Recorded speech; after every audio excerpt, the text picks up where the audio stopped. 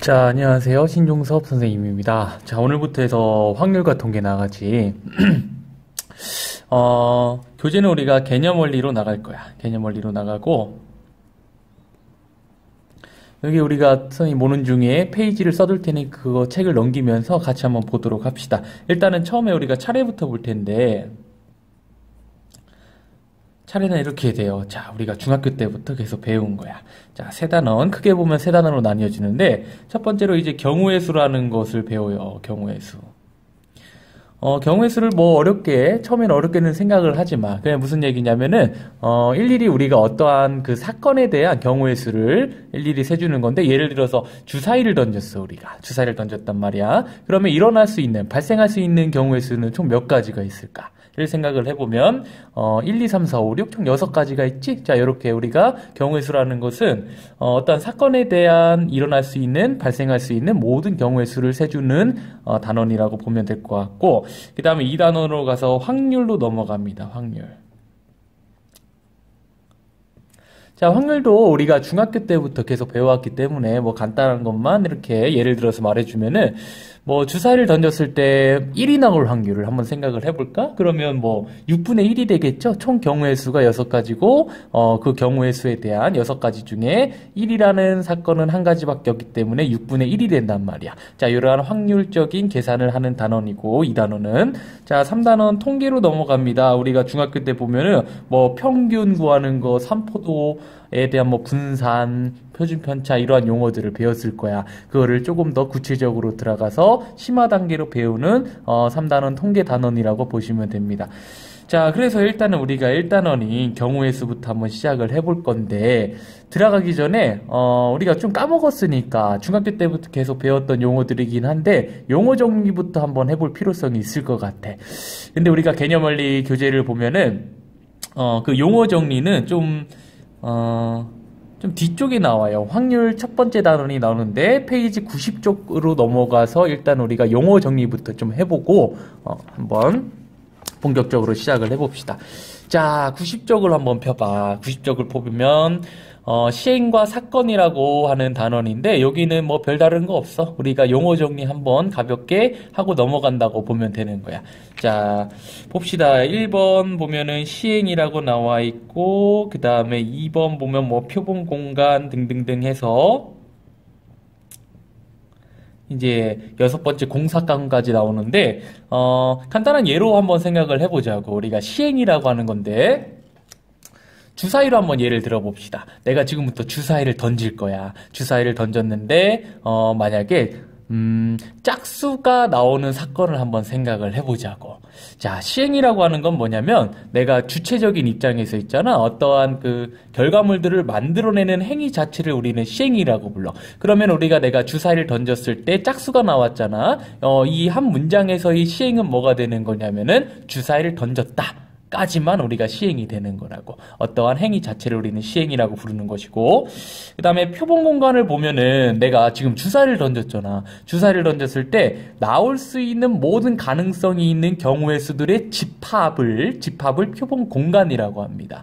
자, 그래서 한번 우리가 예를 들었잖아. 시행은 주사위를 던진 거야. 주사위 던짐 이라고 한번 표현을 해보면 표본 공간이라고 하는 것은 뭐냐면 공간, 하나의 집합이야. 그 주사위를 던졌다라는 행위의 표본 공간 집합을 S라고 한번 해보면은, 자, 집합 이렇게 표현하죠. 중괄호 해주고 1이 나올 수도 있고 2, 3, 4, 5, 6이 나올 수도 있습니다. 이렇게 한번 집합으로 표현해 주는 것을 우리는 표본 공간이라고 불러준다고. 자, 그 다음에 세 번째로 나오는 게 뭐가 있냐면 사건이라는 게 등장을 해. 사건은 뭐냐면은 선생님이 말을 했잖아. 주사위를 던졌는데 짝수가 나온 거야. 짝수. 교재를 보면 표본 공간의 부분 집합이라고 되어 있죠. 지금 선생님이 뭐라고 말했냐면은 짝수가 나오는 사건이라고 말했어. 그 사건을 A라고 해줄게요. 역시나 집합으로 표현을 해주는 거야. 그러면 당연히 표본 공간 속에 내가 말하는 사건이 포함되어 있겠지. 어떻게 보면은 표본 공간의 부분 집합이라고도 볼 수 있겠다. 그러면 짝수가 나오는 사건에 대한 집합은 어떻게 되는 거냐면 2, 4, 6이 되겠네. 이런 식으로. 하나만 더 해볼까? 자, 지금 선생님이 뭐라고 했냐면은 A라고 하는 사건은 자, 이렇게 말했어. 짝수가 나오는 사건입니다. 라고 정의를 내려줬고, 우리가 B라고 하는 사건을 한 번 더 해볼 건데, 소수가 나오는 사건을 한번 생각을 해볼게. 그러면 소수가 나오는 사건은 뭐가 되는 거야? B 해주고, 소수 2, 3, 5가 있겠죠. 이런 식으로.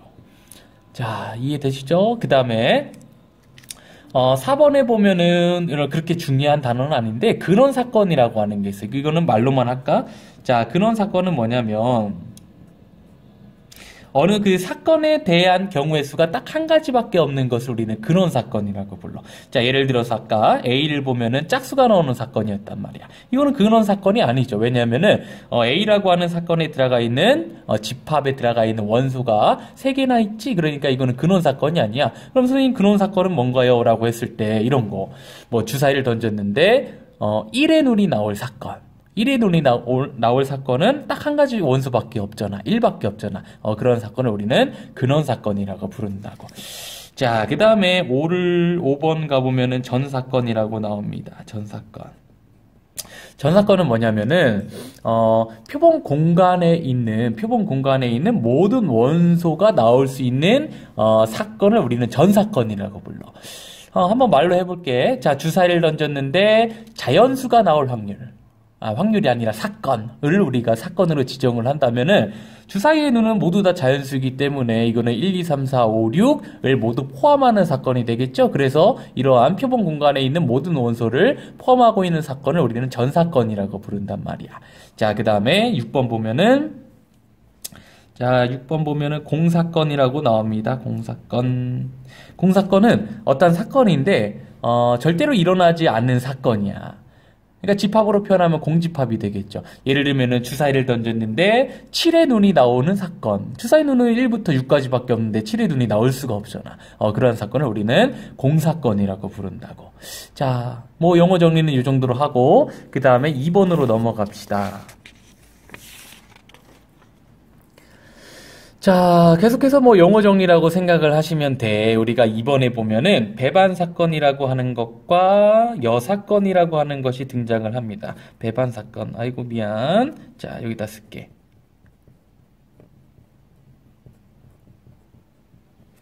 자, 배반 사건은 뭐냐면 이번에는 사건이 2개가 등장을 해. 2개가 등장을 하는데 A라고 하는 사건이랑 B라고 하는 사건으로 우리가 한번 지정을 해줘 볼게. 아까와 똑같은 거야.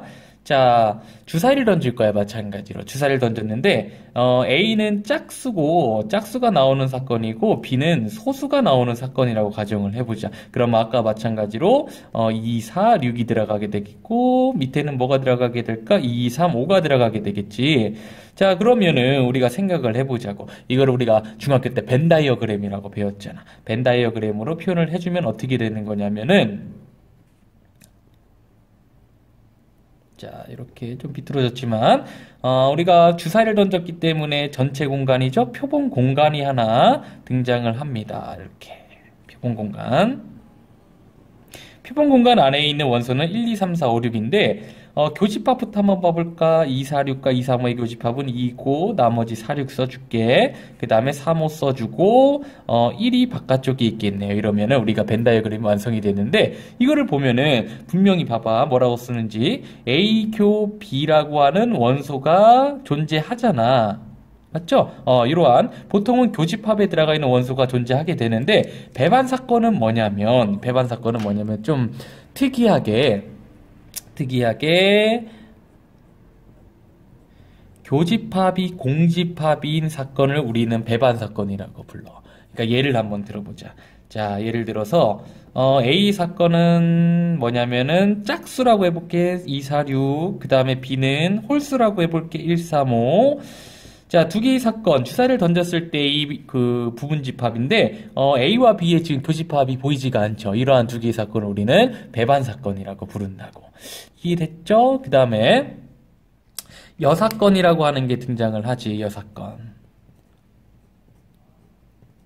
여사건은 뭐 말만 어렵지 쉬워. 반대되는 사건이라고 생각을 하면 돼. 그러니까 표본 공간은 마찬가지야. 주사위를 계속 던지고 있는 거야. 1, 2, 3, 4, 5, 6인데 자, A 짝수라고 해봅시다. 짝수가 나오는 사건을 A라고 한번 해볼게요. 그러면 2, 4, 6이 될 텐데 여사건은 뭐냐면 짝수가 아니 나올 확률이야. 안 나올 확률. 그러니까 반대되는 사건이지. 그걸 우리는 집합으로 표현을 하면은 A의 여집합이라고 표현을 하고, 자, 써볼까요? 1, 3, 5가 되겠죠. 1, 3, 5. 자, 이러한 사건을 우리는 여사건이라고 부른다. 그러니까 어떠한, 왜 이걸 미리 설명을 해주냐면, 경우의 수를 우리가 일일이 세줄 때 있잖아.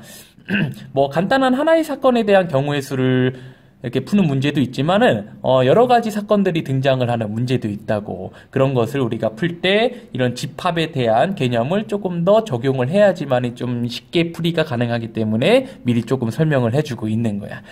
자, 그 다음에 여사건 설명을 했고, 그 다음에 합사건으로 가봅시다. 여기 보이죠? 이렇게 한번 해볼까?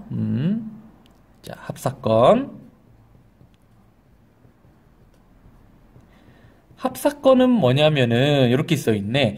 A 또는 B가 나오는 사건을 합사건이라고 그러는데 이런 거야. A가 나와도 되고 B가 나와도 되는 거야. 그러니까 우리가 중학교 때 배웠잖아. 이거를 집합으로 표현하면 어떻게 돼? A 합집합 B에 대한 결과물들을 우리가 다 원소로서 써주면 되겠죠. 벤 다이어그램으로 그려주면 이런 식이 되겠지. A라고 하는 사건이 있고 B라고 하는 사건이 있고 표본 공간 S가 이렇게 있으면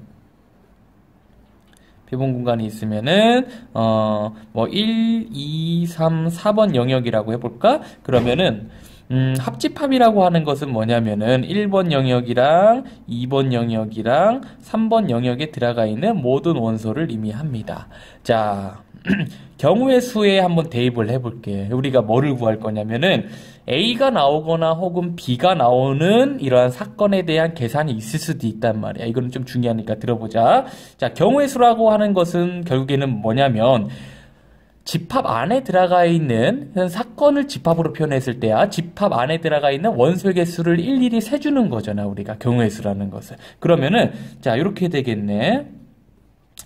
A 또는 B가 일어날 사건에 대한 경우의 수를 모조리 다 세줄 거야. 근데 이거를 우리가 체계적으로 세주려면은 자, 집합에서 배웠죠? 이런 식으로 자, A 사건에 대한 원소의 개수와 B 사건에 대한 원소의 개수를 다 더할 거야. 그런데 겹치는 부분이 있지? 자, 위에 있는 벤 다이어그램 한번 응용해 볼게. 지금 NA는 1이고요. 그 다음에 NB는 2, 3입니다. 겹치는 게 지금 2를 모르고 2번 영역에 있는 경우의 수를 모르고 두 번 세졌단 말이야. 그래서 빼주기를 NA 교 B를 빼줘야 된다. 이렇게 생각을 하시면 돼요. 이해되지? 그 다음에 이제 자, 요거에 한번 주목을 해보자. 곱사건이라고 나오는데 곱사건은 결국에는 뭐냐면은 요거야. A도 일어나면서 동시에 and 이렇게 표현할게. 동시에 B도 일어나야 돼. A 교 B. 선생님이 지금 뭐라고 말했냐면 동시에라고 표현을 했습니다. 동시에라고 표현을 했는데 이 개념이 여러분들 경우의 수를 처음 접할 때 있잖아. 굉장히 중요한 단어로 인식이 될 거야. 지금부터는. 그래서 지금까지는 용어 정리를 한번 쭉 해봤는데 이제 다음 동영상에서는 이제 동시에라는 개념부터 시작을 해가지고 이제 다시 처음으로 돌아가서 이제 문제풀이로 들어가게 될 거예요. 문제풀이를 하기 전에 개념 설명 잠깐 하고 그다음 문제풀이로 한번 들어가 봅시다. 자, 일단은 다시 책 첫 장으로 펴시고 여기까지 할게요. 일단은.